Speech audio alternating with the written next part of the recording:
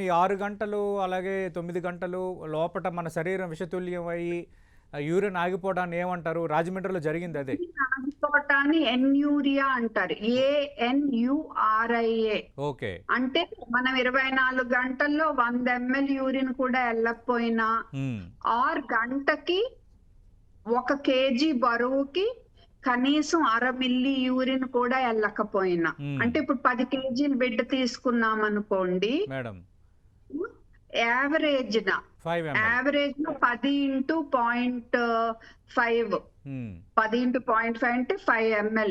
Average న గంటకి 5 milli urine కూడా వెళ్ళకపోతే అంటే 24 గంటల్లో 120 ml. అంటే ఇందాక నేను చెప్పిన 100 ml లెక్క ఈజీగా అయితే. సో ఏదేమైనా 12 గంటల వరకు బిడ్డ యూరిన్ వెళ్ళలేదంటే ఎమర్జెన్సీకి వెళ్ళిపోవాలి అంతే. ఓకే. అసలు 6 to 8 hours వెళ్ళకపోయినా ఒకసారి చూపించుకోవాలి. 12 hours వెళ్ళకపోతే ఇంక డైరెక్ట్ ఎమర్జెన్సీ.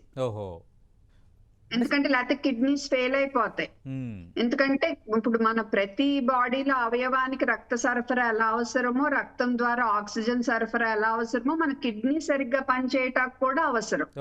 సో ఎప్పుడైతే కిడ్నీస్ యూరిన్ వెళ్ళలేదు అంటున్నారో, అది రక్త సరఫరా అయినా కిడ్నీస్ కి వెళ్ళక కిడ్నీస్ ఫెయిల్ అయిపోయినాయి, లేదా కిడ్నీసే స్వతహాగా ఇప్పుడు ఈ సాలిసిలిక్ యాసిడ్ వీటి వల్ల కిడ్నీస్ ఫెయిల్ అయిపోయినాయి.